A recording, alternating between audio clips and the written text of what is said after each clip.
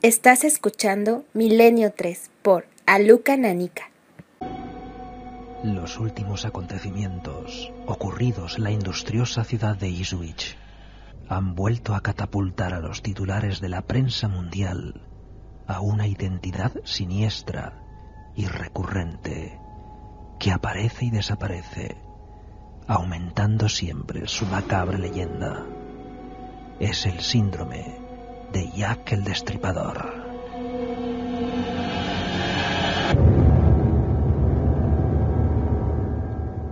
Esta noche queremos saber qué está ocurriendo realmente, qué información se está ocultando. Queremos saber, en definitiva, si aún continúan merodeando imitadores del asesino más famoso de todos los tiempos.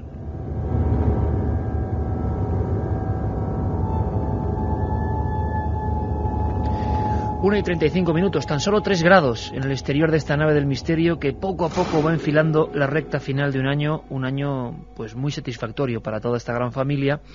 Os deseamos todo lo mejor para todo lo que viene, para todas estas fechas tan significativas y para el 2007. Y casi nos da un poco de reparo, yo lo digo personalmente, tocar un tema de este tipo que puede llegar a ser desagradable. Voy a decir una cosa que es muy importante y no es ningún truco publicitario. Ahora mismo estamos varios compañeros, toda la mesa llena de papeles, de documentos, algunos muy antiguos. Sí tengo que admitir que en la segunda hora vamos a poner algún documento que puede herir profundamente la sensibilidad de los oyentes. Y tengo que decirlo porque es verdad. Vamos a hablar no solo de este caso, no solo de los posibles paralelismos con Jack el Destripador, por lo menos la prensa siempre ocurre un suceso de este tipo, y más en el Reino Unido habla de Jack el Destripador, sino que vamos a hablar de algunos casos españoles con algunos documentos como yo jamás había oído, que son están aquí gracias al archivo de Paco Pérez Caballero, al que ya saludo. Paco, compañero, nuestro reportero de sucesos y del crimen de Cuarto Milenio y Milenio 3. Buenas noches, amigo. Buenas noches, Iker, muchísimas gracias. Viene aquí don Luis Álvarez, le veo con su ordenador siempre unido a él, lleno de papeles, de libros, como siempre. Acaba de llegar de Vitoria. La semana pasada hablábamos con él sobre seguramente el caso más impresionante anterior a Jack el Destripador, quizá el primer psico-killer de la historia que provocó pánico en la prensa. Ocurrió en nuestro país, ocurrió en Vitoria. Hoy queremos conocerlo todo. Luis Álvarez, compañero, buenas madrugadas. Buenas madrugadas, Iker. Carmen, tú estás aquí repasando algunos datos que son muy importantes porque quizá no todo el mundo más pendiente, por fortuna, de la lotería y de otros sucesos más amables, no se ha dado cuenta de lo que ha ocurrido en los últimos días. En el último mes, prácticamente, se han ido componiendo una serie de piezas de un puzzle bastante macabro. Ha ocurrido en Ipswich. Hacemos un breve resumen para ponernos en situación de por qué la prensa vuelve a hablar de Jack el Destripador. Buenas madrugadas, Iker, ante todo. Y sí, vamos a hacer un pequeño resumen del que llaman el nuevo Jack el Destripador. Todo comienza el 7 de noviembre con la desaparición de Tania Nicol, de 19 años.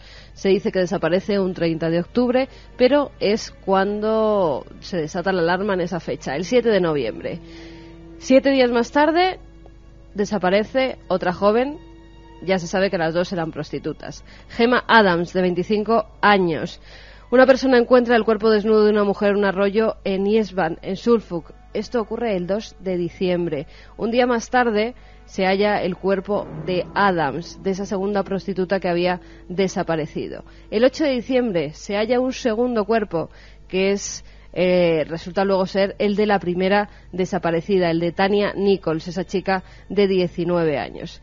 Así hasta que se empieza a hablar ya del 10 de diciembre de un asesino en serie, porque se encuentran más cuerpos. La policía expresa la preocupación por la suerte de otras dos mujeres desaparecidas, Paula Clienen, de 24 años, y Annette Nichols, de 29. Y además alerta a las prostitutas para que no salgan a la calle. Y parece que ha habido varios sospechosos, sobre todo esa especie de delirio que, por un lado, el pueblo británico disfruta a nivel de prensa, porque se publican, siempre que ha habido en los últimos 120 años unos crímenes de mujeres de este tipo, siempre la sombra de Jack como gran enigma, como gran icono de lo desconocido. explosión total en la prensa y empiezan Además, a surgir desconocidos sí, que empiezan a ser conocidos del crimen. Y sobre todo cuando se descubre que una de esas prostitutas, Analia de Thorn, estaba embarazada de 3 meses y también se la encuentran muerta. Se detiene a 2 personas. El 18 de diciembre a la primera, un hombre de 37 años que es identificado como Tom Stephens, y el 19 de diciembre, un día más tarde, se detiene a un hombre de 48 años al que llaman Stephen Wright. Luego, es verdad, esa documentación, y por ahora es el que está detenido. Bueno, para seguir sabiendo qué ha ocurrido exactamente, abrimos líneas, por supuesto, 7640. Vamos a hacer un repaso por la historia auténtica de Jack, de lo que está ocurriendo ahora mismo que convulsiona el Reino Unido, y luego vamos a viajar por España con algunos casos que, como digo, bueno, pues también hay que tragar saliva, pero son casos de la historia criminal. Jack del Destripador es el primer psico-killer, es el famoso, el que dicen que es el primero, pero por desgracia en nuestro país hubo uno anterior, uno que, por cierto, suscitó el interés de la ciencia, hizo llegar a representantes de la moderna ciencia forense. Y fijaos, es curioso porque nos ha llegado, gracias a don Julio Corral, que luego lo escucharemos en Servitoria, un trabajo impresionante de Fabiola Maqueda, un trabajo hace unos 20 años llamado Garallo, el sacamantecas de Vitoria, y he estado ojeando incluso sus placas o fotografías del cerebro, un cerebro que llamó mucho la atención.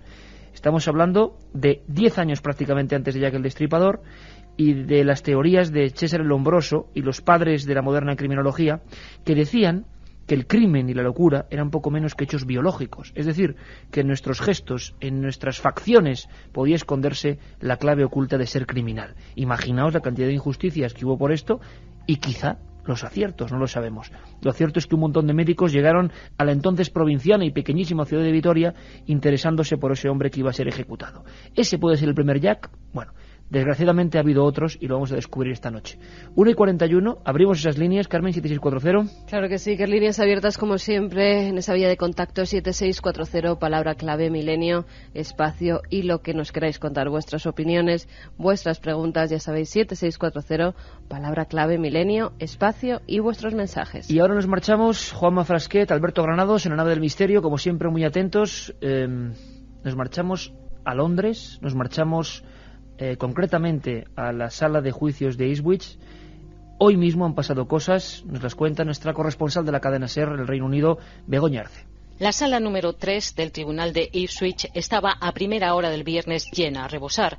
Algunos miembros del público y más de 60 periodistas habían acudido al lugar para ver al acusado, el presunto asesino de las 5 mujeres que trabajaban en el barrio de prostitución de esta tranquila ciudad al sureste de Inglaterra.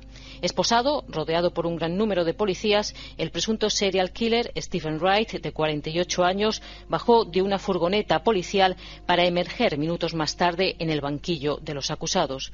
Vestido elegantemente con un traje azul oscuro, Wright confirmó con una voz apenas audible su nombre, su dirección y la fecha de nacimiento.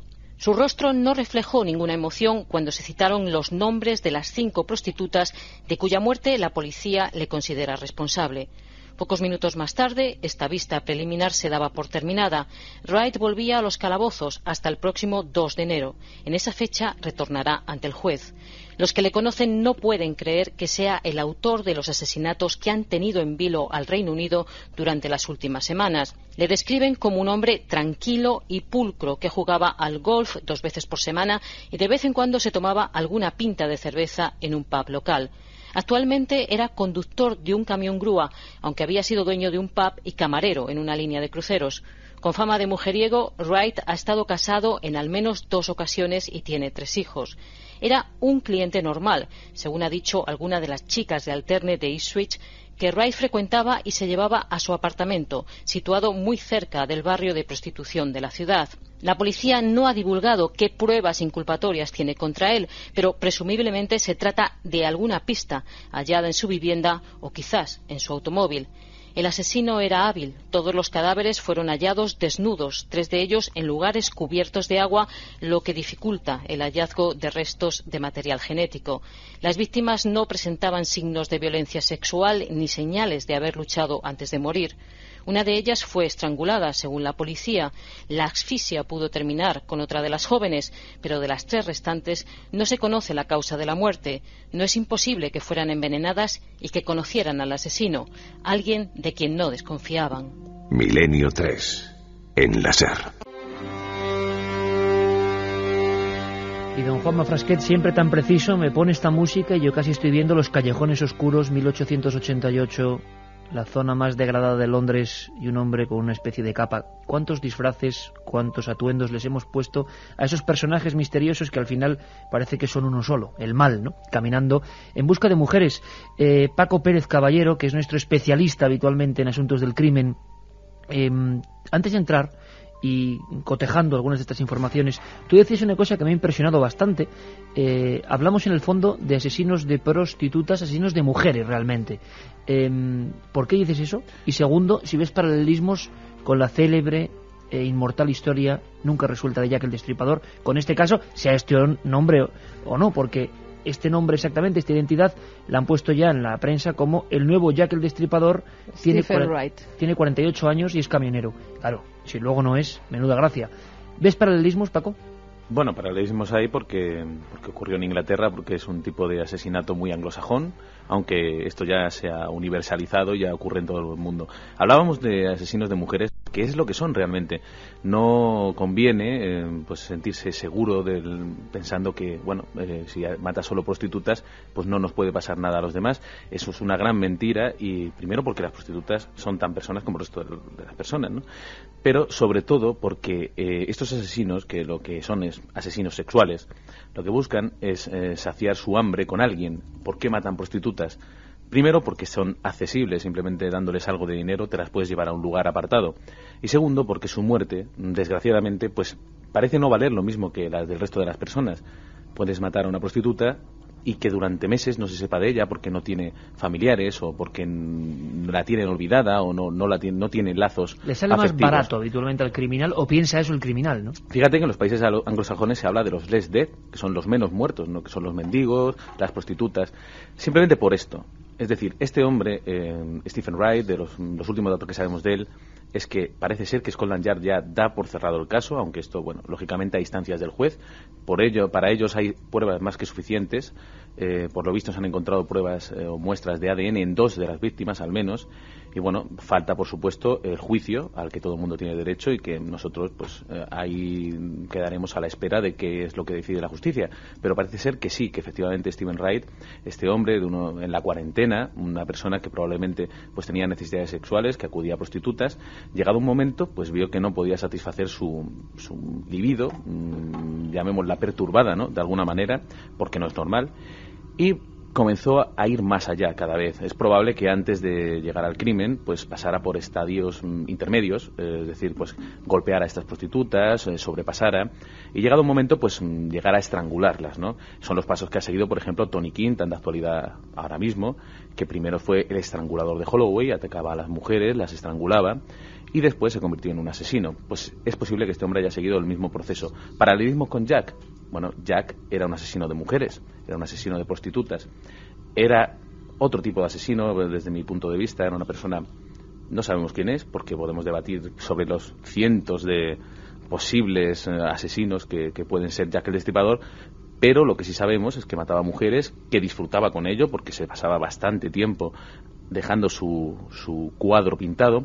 Y un detalle, este asesino de Ipswich también tenía una marca, también tenía un modus operandi, y era el siguiente: dejaba a las mujeres siempre desnudas, pero les dejaba sus joyas, sus brazaletes, sus pendientes. Es una marca, es una firma, y también quiere dejar muy claro que él no mata para robar, es decir, que va mucho más allá, que él busca otra cosa. Pues escuchábamos una excelente crónica de nuestra compañera Begoña Arce desde allí, desde el lugar de los hechos, y ahora otra crónica en vivo de nuestro compañero Paco Pérez Caballero, dejando muy claras algunas vías. Nos imaginamos, pues más de un siglo después, esa escena de un asesino que siempre parece que algunos en su perturbación quieren combatir o quieren desafiar a las fuerzas del orden. Luis Álvarez se ha venido, digamos, debatiendo con algunos de los reportajes más potentes. Bueno, yo creo que con estos compañeros que tenemos aquí está un racimo de los más impactantes reportajes de los últimos tiempos de Cuarto Milenio. Uno de ellos, efectuado al final del verano, Luis, era Jack el Destripador. Han vuelto a salir, después de que hicieses el reportaje y de que lo emitiésemos en Cuarto Milenio, han vuelto a salir nuevas cosas sobre Jack el Destripador. Parece mentira. Las teorías que eran nuevas en el mes de agosto, nuevos sospechosos, se han quedado obsoletas y hay otros. Es increíble. ¿Cómo ha podido ser? ¿Cómo nos puedes contar, tú que lo has vivido allí investigando, esa imagen para mí ya mítica de ese final del reportaje de Luis con su cigarro vagando por las calles de la zona y casi sintiendo el aliento gélido de Jack, ¿no? Si es que existiese. Pero Luis, ¿cómo ha podido ser la repercusión de la prensa ahora con este tema, sabiendo cómo es la prensa de allí y sabiendo en el fondo que se dispara algo casi inconsciente en el ciudadano medio, ¿no? Cuando se habla de un asesino que creo que incluso en número de fallecidas también fueron 5 prostitutas, ¿no? Las de Jack el Destripador. Sí, fueron 5, aunque no existe certeza exacta de que fueran 5. Scotland Yard al menos reconoce 5 víctimas, aunque podría haber otras 3 más. Pero es curioso que aquí haya 5 también, ¿no? Que la atrapen, si es el culpable, con 5. Sí, bueno, en cualquier caso hay una cosa que hay que dejar siempre clara, ¿no? La sociedad británica, yo estuve viviendo en Londres en el año 98, siguiendo además precisamente el proceso de extradición de Pinochet, trabajaba por otro medio, y me daba cuenta, leyendo la prensa, todas las semanas acababa apareciendo algún tipo de crimen. No sé muy bien a qué responde, tampoco voy a aventurarme a decir que la sociedad británica tiene pues algún aspecto sociológico bastante tocado. Es una sociedad diferente a la española, no cabe duda, tiene una forma de divertirse diferente a la nuestra, también es cierto, tiene una forma de relacionarse diferente también, pero esto sucede, es decir, raptos de niños que aparecen asesinados, y es algo muy habitual. Fíjate, recuerdo de hecho, volviendo del aeropuerto de Gatwick hacia la ciudad de Londres, cuando íbamos con el equipo de rodaje, que le pregunté al chofer, muy cerquita de Hampton Court, por cierto. Pasábamos por un parque y vimos... un lugar encantado, para quien no lo sepa, bueno, con leyenda de encantamiento y de fantasmas. Sí, pues vimos en un parque unas fotos que estaban pegadas en los árboles, como una especie de recordatorio que allí había sucedido algo. Lo primero que pensé es que efectivamente allí se habían cometido varios crímenes. Había bastantes fotos, además. Como no suelo prestar demasiada atención al tema del crimen, para eso está Paco, que está aquí, lo único que hice fue preguntarle al conductor y me dijo, bueno, cambió el gesto y me dijo, bueno, esto es una cosa que de vez en cuando aquí pasa, ¿no? Pues no sé cómo tildarlo, Iker. Lo que sí que está claro es que también no hay que extrapolar la situación de lo que sucedió a finales de 1800. Porque qué grandes diferencias hay. Pues mira, allá había un miedo absoluto que igual aquí, bueno, yo por lo que hablaban los medios, contemplaba también ese medio. Los informativos británicos, desde luego, hablaban de psicosis en esa zona que se contagiaba tan rápido como se contagia una enfermedad, ¿no? Qué duda cabe, y además siempre se genera el mismo fenómeno sociológico cuando una cosa de estas tiene lugar y cuando no se ha cazado al autor. Se produce una especie de como de miedo ancestral que todos llevamos dentro. Pues yo recuerdo aquí en Madrid alguna vez. Sí, yo recuerdo, por ejemplo, el asesino de la Baraja, ¿os acordáis? Sí. Que es la vez, por lo menos desde que yo vivo aquí, que son ya unos cuantos años, que más miedo he visto respirándose por la calle. Tampoco es lo que diga solo la prensa, ¿no? Sí. Hay un miedo general a un individuo que dejaba unas cartas marcadas y recordamos todos, yo creo, por ejemplo, uno de los últimos casos, ¿os acordáis del doble asesinato del parking de Barcelona, no? Sí. Todo el mundo cogió instintivamente miedo a los parkings, ¿no? Y el de Alcácer. Yo recuerdo la psicosis que se vivió en esa época con las chicas, vamos. Pero es curioso, Iker, porque nos asustamos o tenemos miedo cuando salta a la prensa el asunto de que hay un asesino en serio, que ha habido varios crímenes, y sin embargo hay crímenes todos los días, y tenemos miedo, sobre todo en este país, por ejemplo, a hablar, pero es muy probable que en España esté actuando ahora mismo un asesino en serie. ¿Por qué no? Hay varios casos con esa tintura, ¿no? Hay muchos casos sin resolver. ¿Se sabe algo, por cierto, Paco? Y aprovecho que tengo aquí y te pregunto, es que hubo unos hallazgos en Barcelona varios, ¿os acordáis? En la Barceloneta, de una maleta con tipo Jack el Destripador, una maleta de cuero, si no recuerdo mal, y dentro había una prostituta perfectamente diseccionada, cortada como con la mano de un cirujano, y luego hubo otro caso, creo. Y claro, son casos que no se vuelve a saber y no sabemos si hay nuevos crímenes, ¿no? Son casos que no trascienden luego a la luz pública, porque seguimos teniendo esa sensación de que si en los medios se habla de estas cosas, pues resulta que es que si no se habla, no suceden. Pues no. Es una gran mentira también. Es una gran mentira, y además a lo mejor habría que plantearse que qué preferimos, si de repente haya un poco de prevención o de miedo de que la gente sepa que hay un asesino serio actuando, o si preferimos pues el desconocimiento, es decir, que vayan matando a nuestras mujeres, a nuestras hijas o a nosotros mismos y que nadie se dé cuenta. Claro. ¿Hay más asesinos en serie, creéis, ahora en este tiempo de Internet? Y remarco Internet porque muchos lo asocian a un fenómeno de perturbación de la gente joven importante que en la antigüedad, que hace un siglo, en la época de Jack. Hagamos el paralelismo. ¿Qué opináis? Bueno, yo no me aventuraría así. Lo que sí que sé, Iker, con respecto a los crímenes que pueden suceder actualmente en nuestras sociedades occidentales avanzadas. Por ejemplo, te puedo decir, yo estuve durante 5 años trabajando en una agencia F de fotógrafo y yo cubría sucesos. Por las noches en Madrid pasan muchas cosas. Cuando digo muchas cosas, fíjate que además coincide con final de mes, a veces coincide con las fases lunares a fin de mes, porque es probable que cuando alguien tiene que ajustar las cuentas a alguien porque no ha pagado la deuda que debía, pues bueno, yo he presenciado tiroteos, no el tiroteo en sí, pero sí, bueno, ir a la escena del crimen y demás. Es muy habitual, la gente habitualmente no se da cuenta, y muchos de estos casos tampoco salen a las pantallas. Recuerdo un caso en las Barranquillas, por ejemplo, que fue tremendo, un tiroteo entre familias, ¿no?, en el que murieron 2 personas y demás. Tiene que tener cierto condimento casi de novela para que en esta sociedad del espectáculo salte a la luz pública, ¿no? Es probable. Como decía Paco, es un tema habitual, ¿no? O sea, y quizá la mejor manera de protegerse sobre esto sea informando bien, dando una serie de claves. Pero como ya te digo, es decir, yo no trazaría un paralelismo. Aquí la gran diferencia, Luis, es que Jack estaba tan seguro de sí mismo que enviaba cartas a la policía, que eso sí creo que es el primer caso de la historia, ¿no? Es el punto fundamental, es la actitud que tiene Jack ante los medios, ante la policía. Que lo que intenta es... yo creo que es la primera vez en la historia que se tiene constancia de un asesino que no solo está satisfecho con su obra, sino que además pretende que trascienda, que emprende un juego con la policía, un desafío, y que además consigue que no lo cojan. Es por eso que se dice siempre, ¿no?, que tenía que ser alguien muy poderoso, porque todos los medios de la mejor policía del mundo se pusieron para intentar dar con él. Y al fin y al cabo, pues bueno, fíjate que es una cosa de realmente, pues, de víctimas que son prostitutas, que en principio no deberían importar a nadie, pero lo cierto... Y digo esto porque, bueno, lo anteriormente dicho, ¿no?, de los less dead, no porque a nosotros no nos importen, y sin embargo causa un enorme revuelo. ¿Por qué? Porque él mismo se dirige a la prensa, es decir, les dice que él es Jack el Destripador y que no va a detenerse ante nada. Es un asesino por vez primera en la historia con ínfulas mediáticas. Y bueno, y consigue su objetivo, se convierte en el número 1. Hoy por hoy, es un dato importante, es el asesino que más páginas tiene en Internet, pero con muchísima diferencia. Cuando los ha habido mucho más cruentos, mucho más sanguinarios, con muchas más víctimas. Vamos a hacer una cosa, vamos rápidamente con qué está sondeando ahora mismo el público, porque tenemos una hora muy intensa buscando a ese hombre anterior a Jack, que nos va a ocupar la investigación, pero por lógica tenemos que saber o hacernos eco de lo que está ocurriendo, y esto está pasando esta misma semana. Vamos con mensajes que nos llegan a esa vía de contacto 7640, palabra clave, milenio, espacio, y como siempre lo que nos queráis comentar. Vuestras preguntas, como la de Mari, por ejemplo, que nos decía, ¿podría estar copiando el patrón de Jack para llamar la atención? Muchos asesinos en serie lo hacen. Feliz Navidad y que tengáis un buen 2007. Ha contado Paco lo de los cuerpos desnudos con las joyas, parece que es una marca del asesino, ¿no? Me apasiona el tema, leí el libro de Patricia Cornwell y convence su teoría. También vi Desde el infierno y me encantó. Alucinante, nos dice Nuri desde Madrid. Pero vamos, en segundos, ¿estáis de acuerdo con la teoría? ¿Os convence la teoría esa del pintor, Walter Sickert? ¿O no la veis la más fuerte ahora mismo? Yo no estoy de acuerdo con ninguna teoría que se lance sobre Jack el Destripador, porque es una madeja que no se va a poder resolver jamás. Eso es lo que más engancha a la gente. Claro. Sin embargo, es muy acertada, ojo. Un pintor que al parecer veía las escenas del crimen, un médico que hacía lobotomías al servicio de la reina, el Dr. Gould, un barbero polaco, uno de los últimos casos, sospechosos. En fin, un carnicero, de todo, ¿Y absolutamente hasta una mujer? De todo. Hasta una mujer, se lo da hasta una mujer, y lo que decía Salvador Ortega, hasta un sacerdote, o sea, es decir, de todo.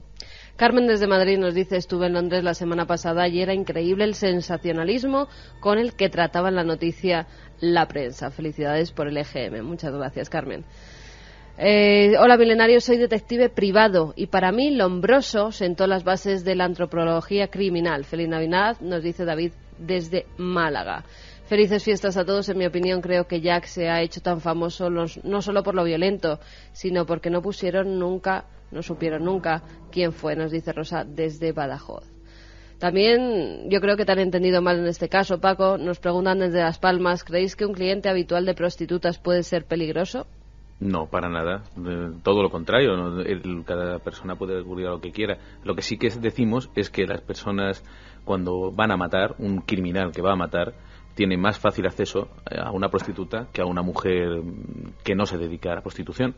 Paco, vamos a hacer una cosa, porque no hay tiempo, seguimos después con vuestras preguntas. Solo quiero deciros lo que tengo en la mano, que es una copia de lo que sería una vieja obra de teatro, Pliego de Cordel, del que cantaban los ciegos, y en este caso dice: hoy 11 de mayo de 1881 agarrotan a Garallo ya sin remedio alguno. Vamos a leer algunos de estos pasajes terroríficos, vamos a buscar, por desgracia, al Jack el Destripador, entre comillas, que actuó en nuestro país. Y el miedo que se provocó, y lo sabe muy bien Luis, que acaba de llegar desde allí, fue muy parecido. Vamos a conocer todas esas claves del crimen, aquí, en unos minutos.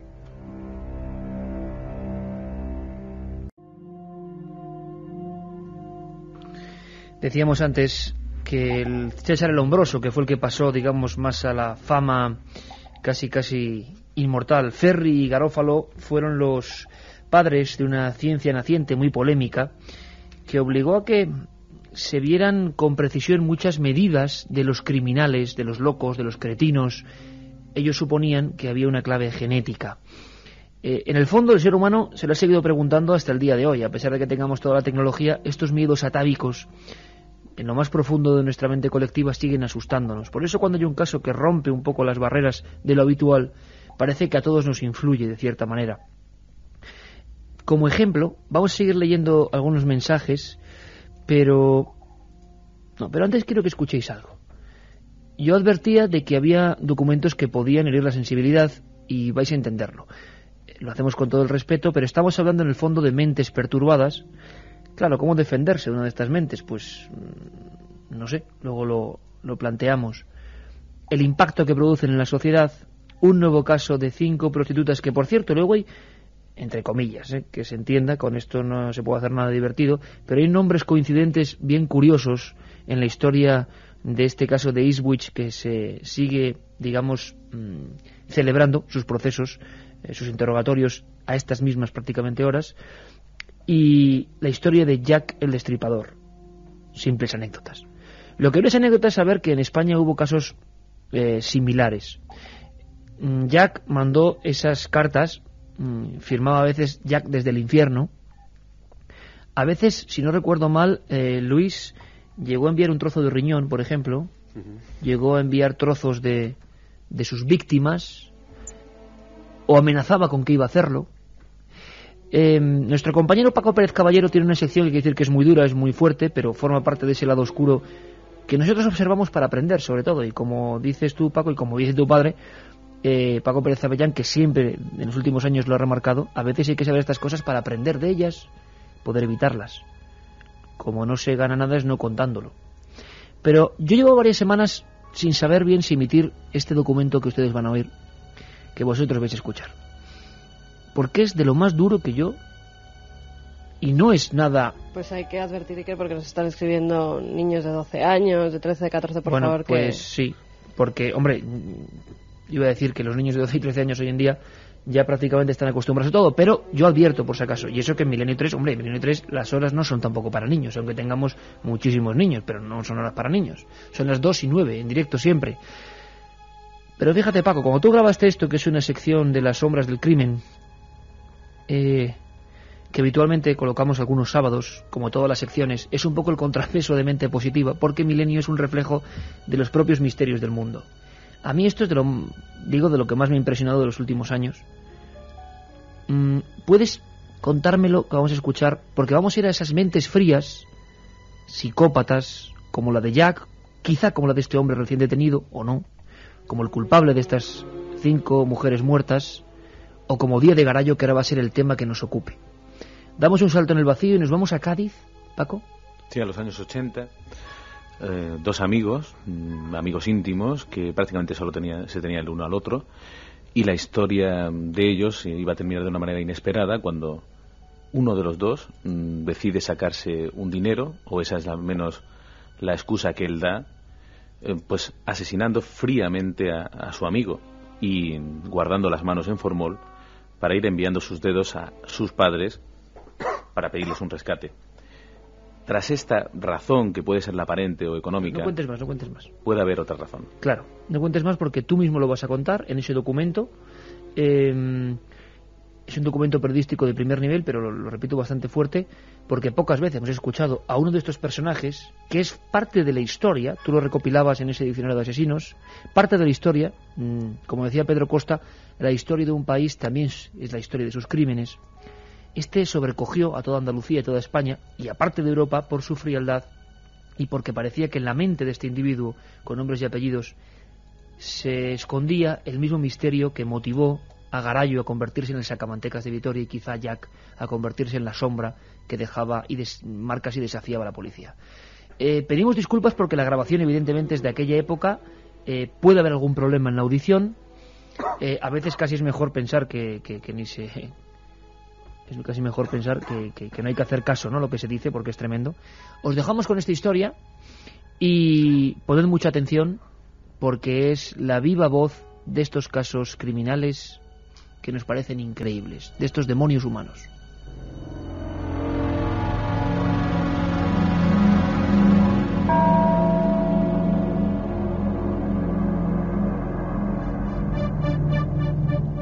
Una misteriosa carta, recibida en enero de 1989, rompió la tranquilidad en la casa del prestigioso arquitecto gaditano José Luis Suárez.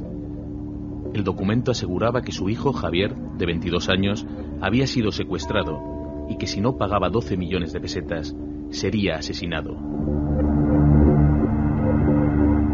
El secuestrador advertía que cada vez que fallara en un plazo, recibiría uno de los dedos de la mano de su vástago. El señor Suárez no podía sospechar que ya no había manera humana de salvar a su hijo. La policía no tardó en detener al criminal, Juan Martín Montañés, el mejor amigo de la víctima. Estudiante de medicina y gran lector de textos religiosos, había trazado un plan para resolver su vida de un solo golpe, y ese plan necesitaba un sacrificio humano. Citó a Javier en su casa y le vendó los ojos para que comprobara si su equipo de música estaba bien calibrado. Aprovechando que estaba despistado, le golpeó en la nuca con una pata metálica que había rellenado pacientemente de arena. Para asegurarse, le remató con un cuchillo y a continuación buscó la mejor manera de deshacerse del cadáver. Lo cuenta el propio asesino. Porque no puedo con él, ya está. Porque no tengo vehículo donde llevarlo. Porque no me lo voy a echar al hombro. Porque no tengo una alfombra donde enrollarlo y llevármelo. Ahora me tiene un baúl. Estamos en un noveno. Pues lo único que hago es trato de quitarlo del medio, se me ocurre de todo. Tirarlo por el bate. Estúpido, pero mira, se me ocurre. Tirarlo por la ventana y se me ocurre incluso de comérmelo. Y con mucha tontería mía de haber muchas películas o lo que sea, digo, ala, esto se va a llenar de sangre hasta... voy a llevarme al cuarto de baño, ni nada. Trato de hacerlo transportable. ¿En cuántos pedazos me preguntan en Madrid? Yo no lo he contado, no lo sé. Yo lo hago de manera que cuando yo pueda, quepa en una bolsa y me lo pueda llevar. Los asistentes al juicio se estremecieron con la crudeza de las declaraciones de ese hombre sin alma, al que no le tembló el pulso mientras descuartizaba a su único amigo, que siempre le había tratado como a un hermano. Nada, voy a la cocina, busco un cuchillo, el primero que se me presenta, al azar, el que haya. Lo cojo, le hago boca arriba, una cosa de las que, digamos, me pueden a mí más impresionar. Los hago abiertos, no se los bajo. Una vez que ya está tapado, le tapo la cabeza, no quiero ver la expresión, también puedo pensar, digo, ahora voy a tener yo esta imagen grabada a saber hasta cuándo. Una vez que está tapado, vamos a la actuación. Ya, y le doy. El hombre despierta a saber esa inconsciencia del hecho en que estuviera, estaba vivo. O sea, se trata de incorporar a medio cuello colgando un ruido así de la tráquea que no es nada agradable, sangre. Se lo echo para atrás, digo lo siento y ahora clavo el cuchillo, pero a reventar con toda la fuerza del mundo.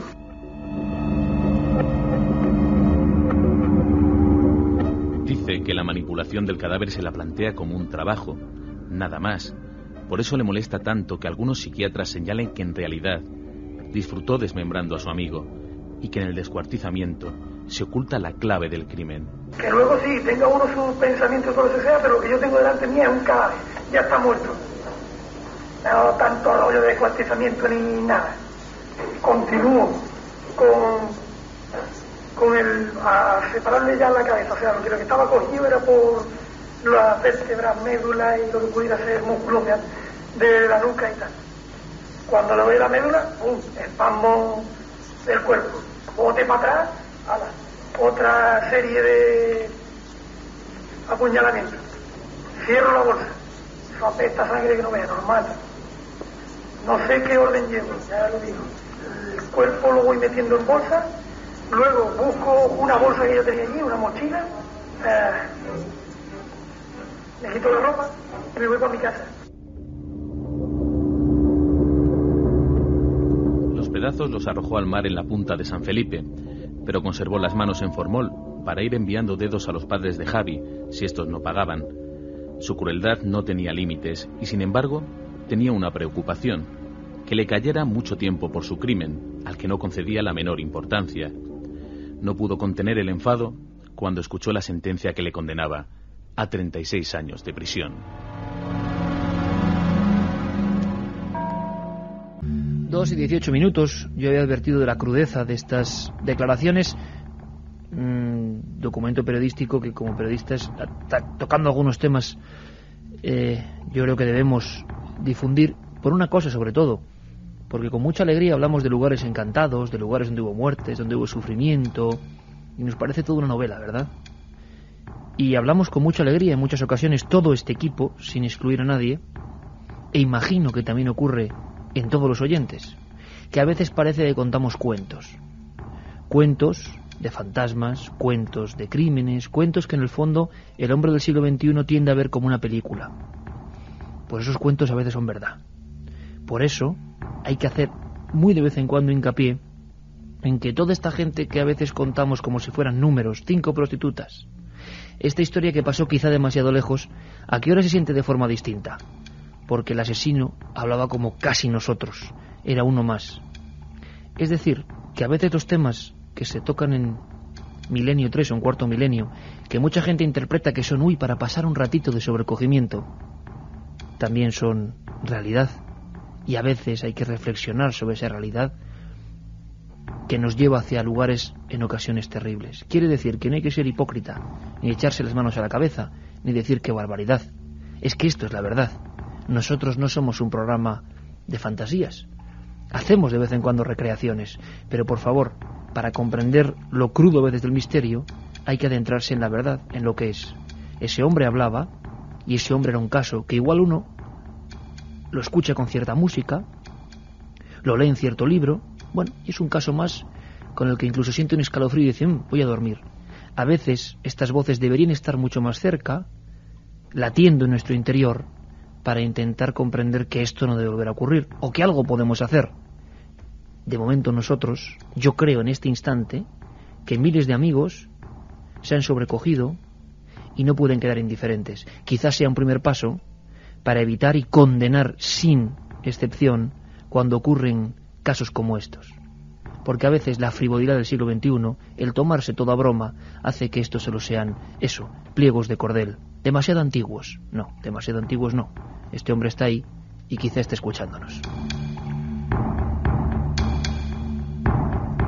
Con lo cual digo que el tremendo, os veo las caras y la expresión ha cambiado de todo el mundo, porque era un documento, pero tan real como la vida misma. Es que no perdamos la perspectiva, es que hablamos de realidades, no de cuentos para pasar el rato. Y eso nos impacta de una manera brutal. Un caso que sería de una de estas personas, asesino en serie si lo hubiesen dejado. Es posible, una persona que mata a su amigo, estamos hablando de su único amigo, de la manera que lo hace, y luego explica cómo ha descuartizado su cadáver de la manera que lo hemos oído, pues con tremenda, una frialdad impresionante. Por supuesto que hubiera seguido matando, y además si hubiera conseguido el dinero, ¿por qué no? Hubiera tenido todo. Lo que ocurre es que cuando hay un descuartizamiento, cuando hay una agresión tan clara, por ejemplo cuando vemos los crímenes de Jack el Destripador, hay algo más. Es decir, las personas que se detienen a hacer algo así, decía el deshacerse del cuerpo, hay otras maneras de deshacerse de un cuerpo.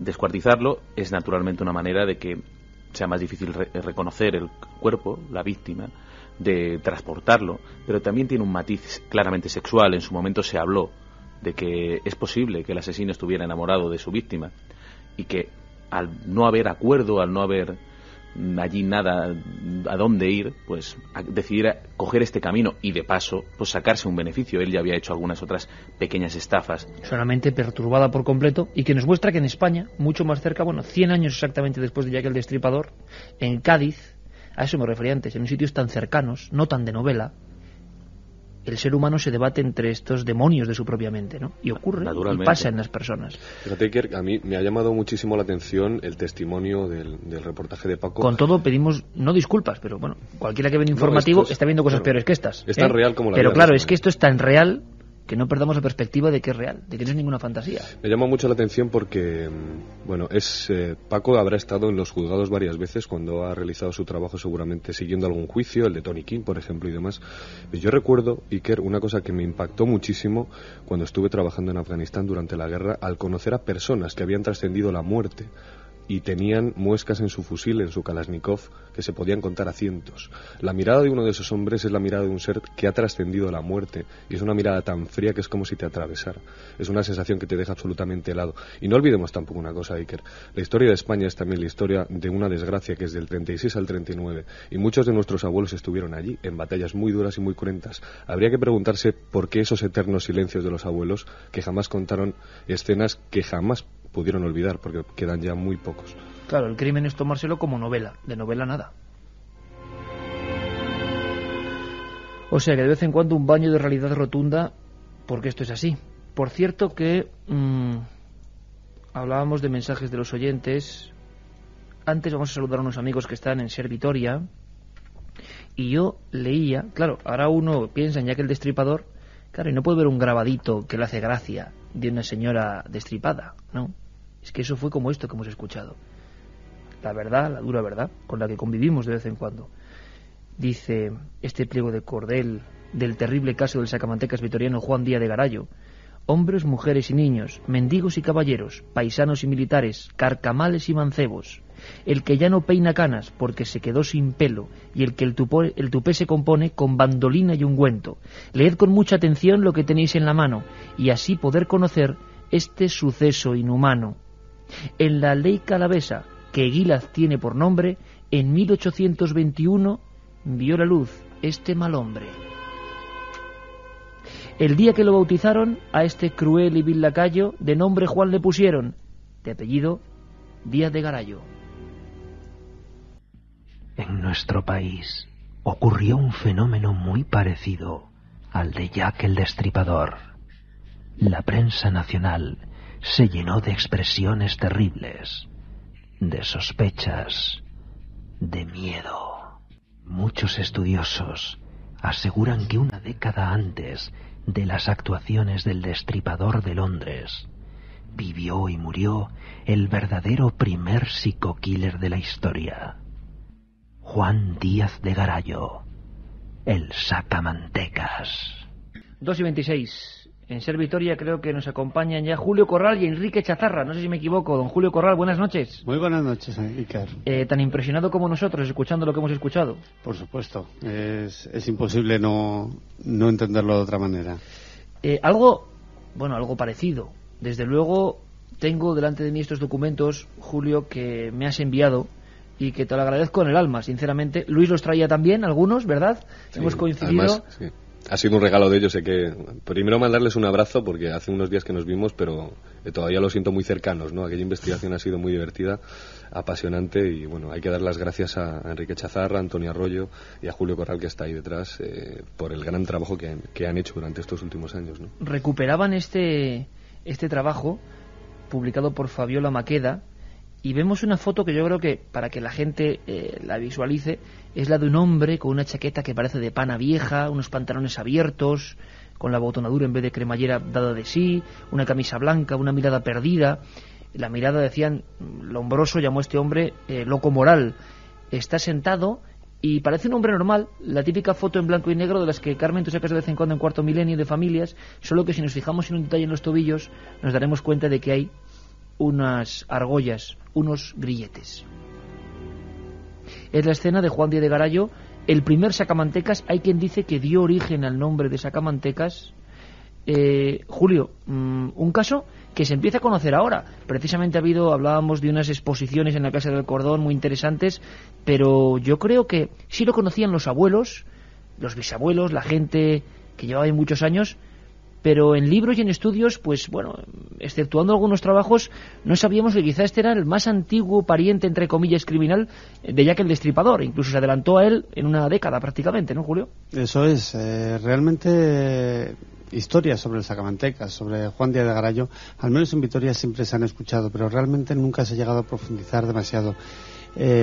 Afortunadamente hay bastante documentación para poder trabajar sobre ello, sobre todo a raíz de un libro que se publicó el mismo día de la ejecución, lo que puede dar a entender un poco la expectativa que creó en la población y que escribió Becerra Bengoa, con todas las entrevistas que realizó a Díaz de Garayo en la cárcel, contando su historia, sus crímenes y por supuesto todo el tema de los análisis psiquiátricos que realizaron tanto el doctor Esquerdo, que digamos fue un poco el que defendió la tesis de que estábamos ante un auténtico perturbado, como las conferencias que realizó el doctor Apraiz, que defendía la tesis de que era una persona totalmente cuerda y que por tanto debía de pagar por sus crímenes. Luis, ¿qué sabemos brevemente? ¿Cuáles son los crímenes del Sacamantecas? Este individuo que vive en Eguilaz, en Álava, haciendo casi un retrato robot con la máxima brevedad, para quien no lo sepa, ¿por qué hablamos de Jack el Destripador, pero en Álava y tiempo antes? Existen dos paralelismos, uno que es el fenómeno de fin de siglo, sociedades agitadas, sociedades con problemas, mucho más en Londres que en Vitoria en la época, porque no olvidemos que la sociedad española siempre ha estado un poquito más estructurada, ¿vale? El fenómeno en Inglaterra era un fenómeno también de migración masiva. No olvidemos que hacía escasos años que Marx había escrito el manifiesto comunista en un apartamento del Soho, ¿no? Entonces, en ese escenario de una gran agitación social, estos fenómenos suceden. ¿Cuántas víctimas? Iker, 5 víctimas, las de Garayo, 6 víctimas, las de Garayo. O sea, superó oficialmente a Jack el Destripador. Sí, superó por una víctima a Jack el Destripador. La única coincidencia que se le puede aproximar a Jack al zurrumbón, que es que como se le llamó a Juan Díaz de Garayo, el zurrumbón, o Sacamantecas de Vitoria, efectivamente, fue que destripó a sus 2 últimas víctimas, las evisceró, le sacó los órganos, ¿no? Jack lo hizo con prácticamente todas, pese a que lo primero que hacía Jack era cortarles el cuello para que no pudieran emitir ningún grito de auxilio, ¿no? En cualquier caso, son 6 víctimas, la de Juan Díaz de Garayo, 5 las de Jack el Destripador. Y fíjate, Iker, muy interesante, en Juan Díaz de Garayo 4 tentativas de asesinato, 4 fallidas. Y un dato interesantísimo, a la molinera, que era una de las víctimas que consiguió zafarse del ataque, pudimos encontrar, gracias también a Julio y a nuestros compañeros de Vitoria, nuestros amigos investigadores, pues pudimos encontrar a un familiar, a un descendiente directo de la molinera. Y pudimos entrevistarle y nos contó qué es lo que por transmisión oral había llegado a sus oídos pues por sus abuelos, ¿no? Lo que les habían contado de lo que pasó aquella tarde. Y fíjate qué curioso, Iker, conocían al zurrumbón, porque la molinera estaba en una de las zonas de las afueras de Vitoria, donde había un molino, precisamente se dedicaban a eso, a la harina. Y bueno, pues estando en la cocina, Juan Díaz de Garayo estaba con ella, estaba sentado a su lado, y la molinera en un momento dado se levantó, imagino que cambiar alguna cosa de la cocina, imaginemos que había una lumbre, y nos comentaba su bisnieto, que fue precisamente al darse la vuelta y al observar en la pared la sombra de Díaz de Garayo aproximándose con las manos hacia su cuello para asfixiarla, que era lo primero que hacía, cuando ella dio un grito, dio un salto, le pegó un empujón, debía ser una mujer corpulenta, y salió corriendo por el pasillo hasta pedir auxilio corriendo por las afueras de Vitoria. Hemos visto toda esa escena de repente de una sombra, ¿no?, abalanzándose sobre una víctima que por fortuna no fue. Julio, de este hombre, no sabemos exactamente qué le impulsaba a matar. Se ha hablado de un hombre, como antes decía Paco Pérez Caballero, también con problemas sexuales o un exceso de necesidad sexual. No sé si eso forma parte de la leyenda o es lo que le empujaba a irse a por ciertas mujeres y acabar repentinamente con una especie de furia que no podía controlar. ¿Qué se sabe de por qué y cómo ejecutaba a sus víctimas? Hombre, desde luego algún aspecto sexual sí que le estuvo impulsando en sus asesinatos. Hay que tener en cuenta que la mayor parte de las víctimas eran prostitutas y en bastantes de los casos hubo violaciones y posteriormente el asesinato, y no precisamente en este orden. Estamos hablando de una persona con probablemente tendencias necrófilas. Incluso llegó a confesar en algún momento que en el transcurso de algún funeral había llegado a tener una erección, incluso eyaculación, con lo cual nos podemos hacer un poco la idea del tipo de persona. Desde luego los asesinatos, como bien decía Luis, en primer lugar las estrangulaba, y posteriormente también, según fue avanzando el tiempo y fue digamos refinándose, comenzó ya, aparte de lo que era la asfixia, pues a clavarles agujas en el corazón, o incluso, como en el último caso, sacar las vísceras y dejarlas esparcidas al lado del río. Es curioso, Paco, porque ese carácter necrófilo, yo recuerdo que precisamente con Paco Pérez hablábamos de la ola de profanaciones de cementerios que hubo en España, y Paco decía, sin inmutarse, que los cementerios a veces habían sido grandes escuelas del crimen, y que la necrofilia como perturbación máxima de un ser humano, esa sexualidad desaforada y absolutamente desestructurada, era como una especie de condicionante, o siempre iba muy paralela. O sea, un hombre no puede estar muy normal cuando hace eso, evidentemente, y que es como un peldaño anterior al crimen, ¿no? Hombre, en el caso, por ejemplo, de García Escalero, el matamendigos, está comprobado. Y bueno, por ejemplo, asesinos como Tony King, que lo volvemos a sacar porque está de actualidad, él le gustaba, conseguía una erección cuando las mujeres estaban en estado preagónico, es decir, cuando las tenía entre sus manos y estaban entre la vida y la muerte. El zurrumbón está comprobado que tenía un ímpetu sexual fuera de lo normal. Los grandes investigadores hablan siempre de que es curioso que durante 13 años permaneció con su primera mujer hasta que ésta falleció, y nunca o no se le conoce ningún crimen, y fue a raíz de esta muerte cuando él tiene que buscar lo que sus nuevas esposas no le dan en las prostitutas y en otras mujeres, y es a partir de ahí donde va dando los pasos que le llevan al crimen. Se habla incluso de que en algunas ocasiones, mientras las estrangulaba, las violaba, llegó a introducir ese cuchillo y a destriparlas a la vez que las estaba violando.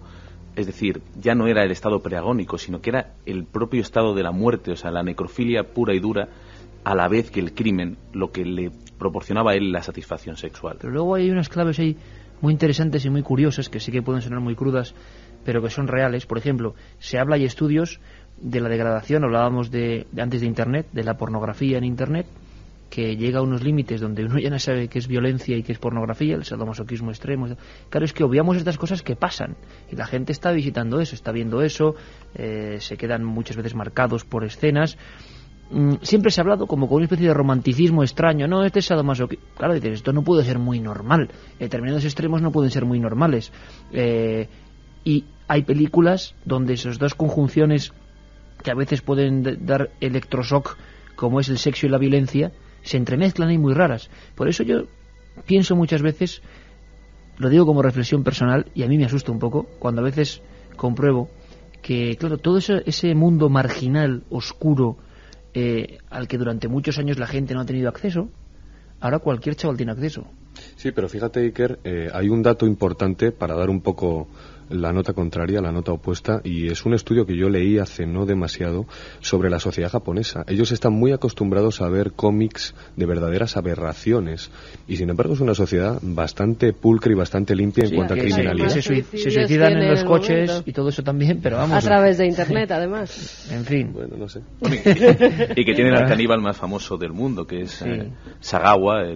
Yo se lo dejo ahí como para el debate, para escuchar algunas preguntas en el 7640. Vamos a hacer una rápida cuestión, Carmen, pero a mí me sorprende mucho cómo esas cosas, que evidentemente están en como digo yo a veces, el limo primigenio, ¿no? O sea, el barro fundacional de algunos cerebros, ahí hay algo que no se entiende, que se entrecruza entre violencia y sexo. Está clarísimo.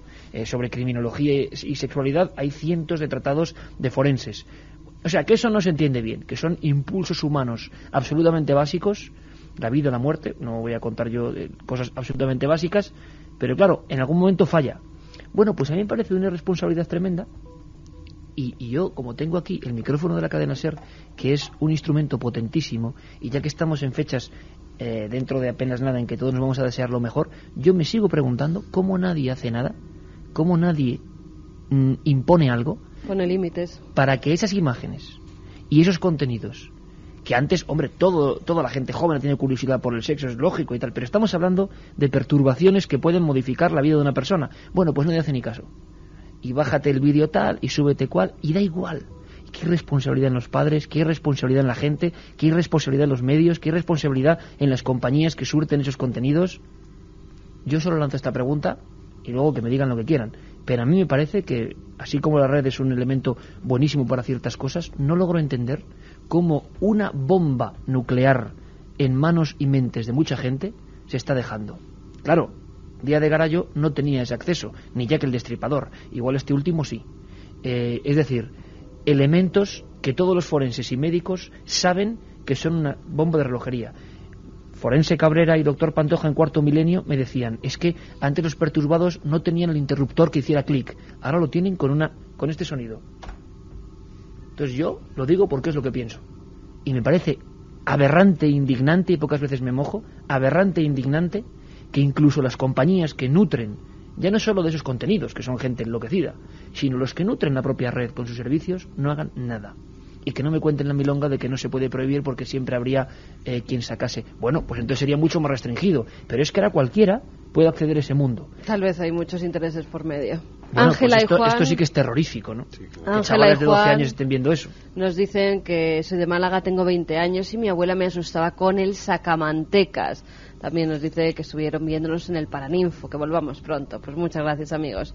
Es cierto que por esas tierras se les dice a los niños, como te portes mal, vendrá el sacamantecas, nos pregunta David desde Benidorm. Julio, ¿estás con Enrique por ahí también? Sí, aquí estoy, Iker. Buenas noches. Enrique Ruiz y compañía. Oye, aprovechamos además para desearos un 2007 tan bueno como este 2006. Enrique y Julio y Antonio, que bueno, son la tripleta que tantas alegrías nos han dado con sus investigaciones y con su talante además. Oye, Enrique, es verdad que durante generaciones en Vitoria, que tú y yo somos de allí, y todos los que estáis allí, se asustaba con este personaje, ya se confundía con el mito, ¿no? Pero es verdad, lo hemos escuchado casi, ¿no? Sí, no, si hablamos con personas de cierta edad, entre 50, 60, 70 años, pues sus padres, sus familiares siempre les asustaban con esta figura, ¿no?, del sacamantecas. Pero es curioso que estas personas tenían, digamos, en mente esa imagen legendaria de este personaje y muchas veces no sabían o no tenían muy en cuenta que realmente se basaba un poco en la figura de una persona real, ¿no?, de Día de Garallo, de la persona que estamos hoy comentando. Entonces ese halo de, digamos, de leyenda, actualmente hablando con la gente de esta edad, como antes bien te decía, pues se mantiene y de alguna forma incluso se desconoce por parte de muchas personas que está basado, pues digamos, en un personaje real. Fíjate, yo me acuerdo, Enrique, de una cosa. Cuando hicimos en el 2004 un programa en Vitoria, estabais vosotros, hicimos un programa y en el previo yo puse la imagen de Día de Garallo sentado justo antes del garrote. Y claro, mucha gente empezó a rumorear, había ahí casi 1000 personas, empezaron a rumorear porque muchos sabiendo de la historia, habían escuchado en alguna ocasión a algún familiar, pero no sabían que era real. Y en la propia Vitoria la gente fue consciente de que ese personaje existía. Y estoy seguro que mucha gente esta noche también lo está descubriendo. Miguel nos dice, lo del asesino de las prostitutas ha sido un fenómeno mediático. Hay asesinatos muchísimo más graves que pasan desapercibidos. En Juárez han muerto bastantes más. También, asesinos muchísimas, de mujeres. Y aquí lo tratamos siempre además. Feliz Navidad, es cierto, somos diferentes del resto de las especies. Ningún otro ser vivo mata por matar. ¿Por qué somos así?, se pregunta un amigo desde Granada. Pregunta tan vieja como el hombre. ¿Recordáis un caso hace unos meses en Valladolid? El marido que descuartizó a su mujer y arrojó el cuerpo en bolsas al río Duero. El marido interpretó un papel durante días. Sí, Paco. Hasta que fue detenido, sí. ¿A este animal le quedarán pocos años para salir de la cárcel? Se refiere al descuartizador de Cádiz. Justo estábamos comentándolo, le condenaron a 36 años. Estamos hablando de 1990, pues lo máximo que se puede cumplir son 20. Pues a hacer los cálculos.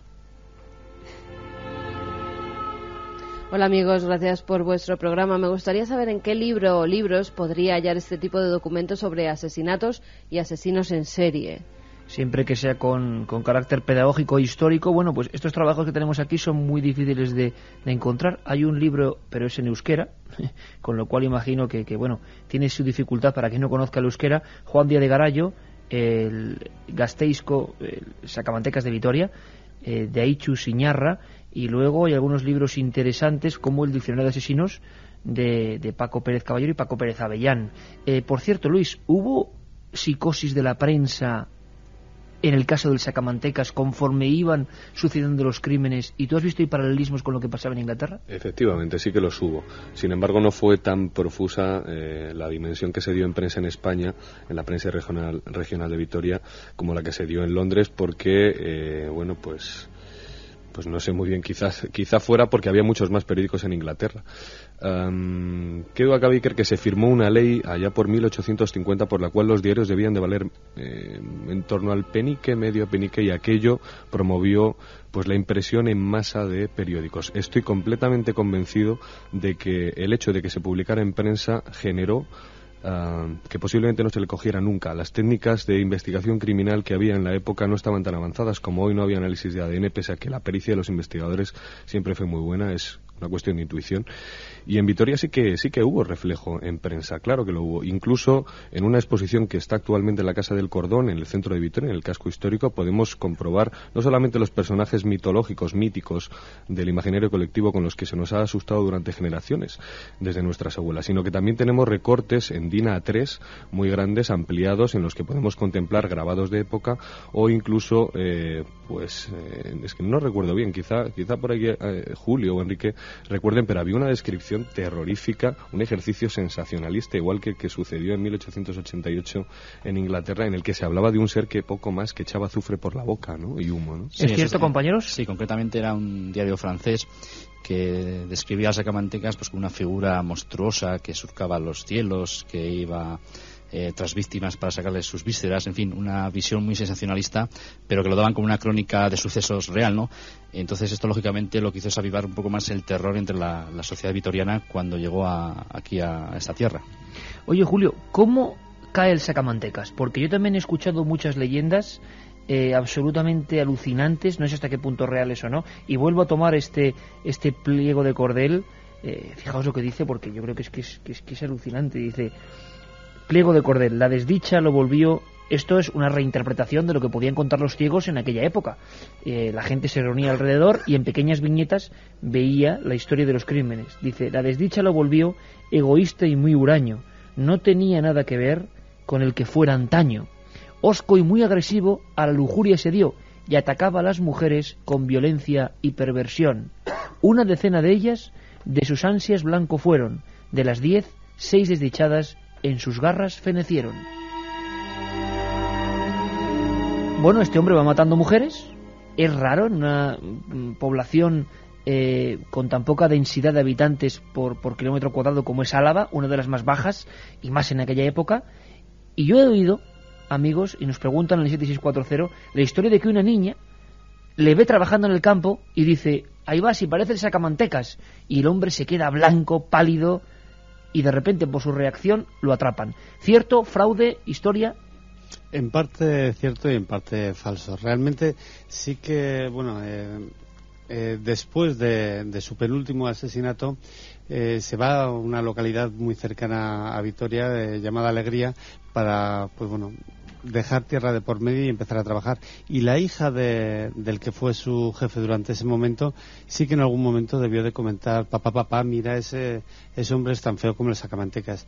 Realmente su detención viene provocada por varios detalles que un alguacil de Vitoria, Pío Fernández de Pinedo, va uniendo, como puede ser la declaración de la propia mujer de Garallo, reconociendo que estaban pagando dinero a la molinera de la que hablaba antes Luis.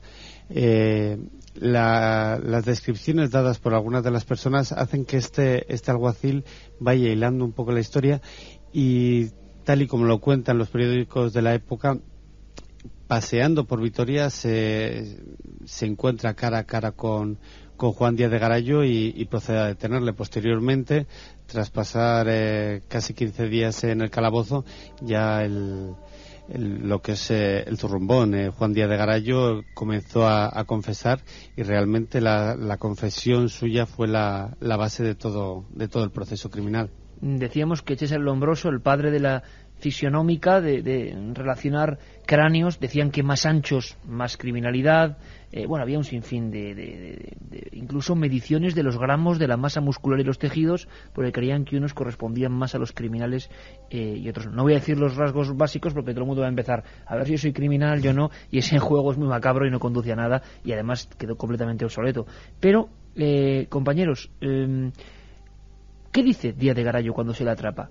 ¿Hay declaraciones de él? ¿Él argumentó algo? ¿Por qué mataba a las mujeres en la tranquilísima Álava del siglo XIX? Es que es incomprensible. Hombre, él en principio achaca un poco a lo que hacía, no sé, justificaba lo que hacía, mejor dicho, debido al segundo matrimonio que tuvo, debido a que su segunda mujer pues era una mujer problemática, alcohólica, que discutía mucho con él, y dice que a raíz de ese segundo mal matrimonio es cuando empieza a ver a las mujeres de otra manera, ¿no? Hasta tal punto que, bueno, se dedica un poco al mundo de la prostitución, a asesinar prostitutas y a meterse en ese mundo oscuro. Entonces es un poco la justificación que él da. Realmente es curioso porque de la figura del sacamantecas incluso el propio Díaz Garay se aprovechó. Es decir, cuando a Garay le detuvieron, únicamente le acusaron de 2 crímenes, los 2 últimos crímenes, y luego él fue confesando el resto. Y él mismo confesó, declaró, de que como en Vitoria ya se había creado, digamos, la alarma de que era el sacamantecas quien asesinaba y quien estaba matando, pues en los 2 últimos crímenes él mismo destripó un poco más los cadáveres para de alguna manera pasar el desapercibido, para que la gente lo achacase al sacamantecas y él, digamos, no fuese sospechoso de estos crímenes, ¿no? O sea que aquí nos encontramos en un punto de la historia en donde el propio Díaz de Garay se aprovecha un poco de la leyenda del sacamantecas. Fíjate, Luis, dice el pliego de cordel, que nos sirve también de cordel vertebrador de esta historia. Dice: hoy, 11 de mayo de 1881, agarrotan a Garayo ya sin remedio alguno. Actuará como verdugo Gregorio Mayoral Sendino, que es de la audiencia de Burgos, un ejecutor muy fino. Bueno, este era, como decimos a veces, el Ronaldo de los verdugos. Gregorio Mayoral, a quien ya muy anciano, si no recuerdo, se recuperaba en la revista Papeles de Son Armadams de Camiloso José Cela, un trabajo que no sé si venía de la revista de Occidente, ahora quizá estoy fallando, pero es una de estas 2 publicaciones, es Un día con un verdugo, y era la vida de este hombre que había hasta perfeccionado el garrote vil. Ejecución de Garayo, Luis. Interés de científicos de gran parte del mundo, o de Europa por lo menos, en su cráneo. Aquí lo tenemos aquí, cráneo de Díaz de Garay. ¿Por qué provocaba tanta impresión los huesos de este hombre? Cráneo desaparecido, por cierto, su cabeza no se sabe dónde está. Sabemos que es probable que esté enterrado en el cementerio, creo que es de Santa Isabel. Ahora me acabo de quedar con esa cara que pongo, que la gente se cree que a veces es y claro, aquí los que me conocen saben que es verdad. Esa cara de alucine, a veces excesiva, porque me sale cuando me has dicho cráneo desaparecido. Sí, cráneo desaparecido. Debe estar como Beethoven, Mozart, Goya, como tantos. Claro, efectivamente, es decir, en la época... Bueno, vamos a ver, aquí lo verdaderamente importante, Iker, es que siento un precedente en la ciencia. Yo, revisando los libros de medicina de mi hermana, que si está escuchando le mando un saludo, vi el caso de Garayo como un caso paradigmático, porque es en ese momento cuando la ciencia psiquiátrica debate y empiezan de alguna manera a darse cuenta de que si el peritaje judicial pudiera entrar en las salas de lo penal para determinar si una persona a lo mejor no es tan consciente de sus actos, si una persona puede tener algún tipo de perturbación mental y demás, pues posiblemente estemos, como digo, ante las puertas de algo importante, que sea la abolición de la pena de muerte, ¿no? Para mí es muy importante eso, Iker, porque ¿cuántas veces se habrá juzgado a algún inocente, ¿no? En este caso no lo era, evidentemente. Bueno, hay sombras, también en este caso en torno a eso. También hay sombras. Sí, porque uno de los datos importantes de este caso es que precisamente el zurrumbón alardeaba de sus crímenes porque le pagaban dinero en la cárcel en el tiempo que estuvo esperando a que lo ejecutaran. Entonces, se ha gestado una grandísima leyenda en torno a él, pero es muy divertido pensar en eso, ¿no? Que él de alguna manera pudo exagerar alguno de estos crímenes, incluso inculparse a algunos otros, autoinculparse en esos otros casos, porque en realidad nadie le cogió con las manos en la masa. Qué curioso, Luis, qué historia más alucinante, y muchos amigos de Álava, muchos paisanos estarán diciendo con ojos muy abiertos, caramba, pero esto pasó, y en aquella época que eran pueblos muy pequeñitos, siguen siendo pueblos muy pequeños los de Álava, pero entonces, Julio, ¿sabemos algo de dónde se enterró a Garayo? ¿Se le da a garrote vil? ¿Hay alguna incidencia? Bueno, nos contabais antes, y por aquí hay algún documento, de la enorme expectación en la ciudad de Vitoria por la llegada de ese verdugo, la ejecución, y ¿se sabe dónde se enterró? ¿Se siguieron los pasos de esa tumba, ya que causaba tanto interés, imagino, en la época? Sí, desde luego el tema de la ejecución es uno de los puntos de la vida de Garello que mejor documentados están, puesto que aún en el archivo municipal está todo el expediente de ejecución. La expectación que llegó a crear el caso dio lugar a que incluso hubo órdenes judiciales para prohibir la venta ambulante en todo el recorrido desde la cárcel al lugar de la ejecución, que fue en el Polvorín Viejo. Y bueno, una vez se le ejecutó, estuvo expuesto el cadáver para que lo pudiese ver quien quisiese. Posteriormente pasó a la sala de autopsias, donde le hicieron la autopsia una cantidad increíble de médicos, y precisamente ahí es donde desaparece el cráneo, y posteriormente el cuerpo se entrega a un conocido de la familia, que es el que se encarga de que sea enterrado en la fosa común del cementerio de Santa Isabel. Madre mía, además hay que decir que Garallo venía de Gilat, lugar con grandes vestigios arqueológicos. En esa exposición de la Casa del Cordón, que además, según me contabas, Luis, hay grandes amigos milenarios en esa exposición, pues acaba el folleto diciendo: algunos asustaniños históricos por méritos propios. Y sale, yo creo que el único que podía hacerle frente a Garallo en cuanto a antigüedad. Unos pocos años antes, Manuel Blanco Romasanta, el célebre hombre lobo gallego. Luego sale el sacamantecas vitoriano, el zurrumbón. Francisco Leona, ni más ni menos, el hombre del saco de Almería. Vaya póker que hay aquí, ¿eh? La vampira de Barcelona, Enriqueta Martí Ripollés. Y el tío mantequero, José González Tobar, de Málaga. El diagnóstico, Paco, brevemente, de este caso de Garallo, ¿cuál sería? ¿Esto es el primer psico-killer o uno de los primeros psico-killers españoles? Bueno, lo que está claro es que la justicia de entonces determinó que era responsable de sus actos y por eso fue ejecutado, aunque él siempre dijo que había sido víctima de un impulso irrefrenable. Incluso se hablaba de que había visto unas sombras, que había estado en una especie de posesión, que salía sin saber... Se llegó a hablar de eso, ¿verdad? De sombras, posesiones, que él llegaba visiones... a su casa sin saber lo que había hecho, con manchado de sangre. Es decir, que de ahí el debate que muy bien habéis reflejado entre los peritos, si realmente él tenía la responsabilidad completa de lo hecho, de lo que había hecho, o si padecía algún tipo de trastorno. Era otra época, a lo mejor si lo hubieran juzgado ahora, pues se hubiera encontrado algún tipo de trastorno mental que hubiera atenuado la pena. Lo que está claro es que estudiar la mente de un criminal siempre es positivo, porque muchas personas son criminales en potencia. Antes decías el tema de Internet. Hay muchos factores que pueden ser el detonante de una mente criminal. Hay un factor genético, ¿por qué no? Puede ser una predeterminación, pero es como todo, ¿no? Hay gente que tiene predeterminación al cáncer y no lo desarrolla nunca. Entonces, bueno, lógicamente ninguna teoría ni la del Lombroso, ninguna es determinante. Una persona que tenga unos determinados rasgos o un determinado antecedente genético no tiene por qué convertirse en un criminal. Pero bueno, lo que sí podemos aprender es saber cómo piensan. Una vez se ha desarrollado ese mal, ¿por qué matan? También nos venía muy bien la historia del cuartizador de Cádiz. ¿Por qué lo hizo? Escucharles es lo mejor que podemos hacer. Desde luego, callarnos no es la solución. Por cierto, Enrique, ¿hay algún recuerdo? Esta exposición de alguna forma hace revivir una historia como la del sacamantecas auténtico, con el que tantas generaciones se han asustado. Pero ¿hay algún recuerdo en la ciudad de Vitoria, en Eguílaz, en algún sitio, alguna placa, algún documento, al margen de los poquísimos trabajos literarios? ¿Algo recuerda en Vitoria o en la provincia a esta figura? Pues no, la verdad es que no hay ningún, recordatorio como tú comentas.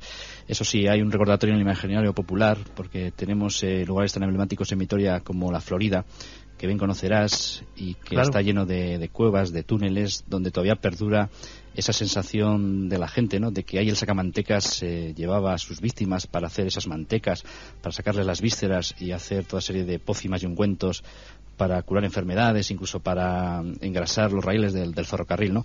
Y estas son leyendas que perduran de esa manera, pero realmente, digamos, una placa o algún tipo de representación, incluso, bueno, en el propio pueblo de Eguílaz no existe tampoco ni siquiera una memoria histórica, porque hablando con la gente ahí de la zona, No sé si es por, digamos, no querer ser famosos por el recuerdo del zurrumbón o por qué parece que se ha olvidado un poco en la historia, ¿no?, este personaje. Por haberse olvidado, ha desaparecido hasta el cráneo, hasta ese cráneo que tanto llamó la atención de los científicos.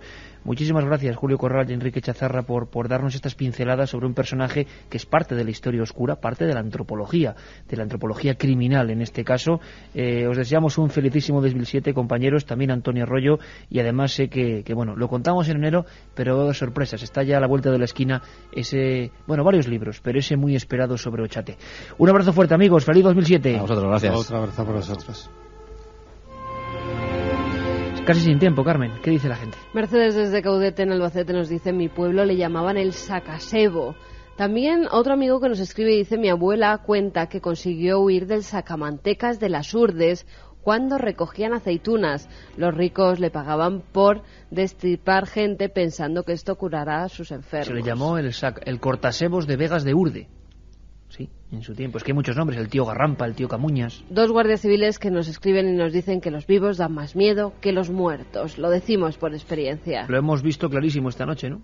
El sobrecogimiento que uno ve cuando un semejante es capaz de parecerse tanto a lo demoníaco supera cualquier historia de espectros. Mi abuela me cantaba una canción del sacamantecas de Alma, Almería. Estos días en Rusia han detenido a un asesino en serie que quería imitar a Andrei Chikatilo, pero lo ha superado por el doble, nos dice Maratius desde Granada. Nos hablará de ese personaje en una de esas noches de invierno, Paco. La bestia de Rostov. Caníbales ya directamente. Sí, tremendo. Rubén desde Alicante: me gustaría aclarar que no todos los criminales son enfermos mentales y a la inversa. Solo eso. Gracias por vuestro programa, Ivonne Nadal. Me asombran las semejanzas entre los casos, pero el de Eastwick es menos complejo en lo ritual. Nota: empezó tras la difusión del retrato robot de Jack. Cierto. Es curioso, sí. Nos lo apuntaba Luis, que siempre... Otra casualidad. Hay nombres curiosos. Hay nombres, casualidad y anécdota, Paco. Antes lo decías, sí, que coinciden. Es curioso porque la primera víctima de Jack el Destripador se apellida Nichols, y también hay una víctima de Eastwick que es Nichols. Y uno de los investigadores del caso de Eastwick se apellida Gould, como Sir William Gould, uno de los sospechosos de ser Jack el Destripador. ¿Casualidad? La eterna pregunta. Muchísimas gracias, amigos. Luis Álvarez, Paco Pérez Caballero, que tengáis un muy feliz año y que podamos contar muchísimas historias, muchas más incluso que en este 2006 que ha sido tan maravilloso. Gracias, amigos. Muchísimas gracias. Gracias, Alberto. Gracias, Juanma. Carmen, mañana aquí. Un abrazo fuerte.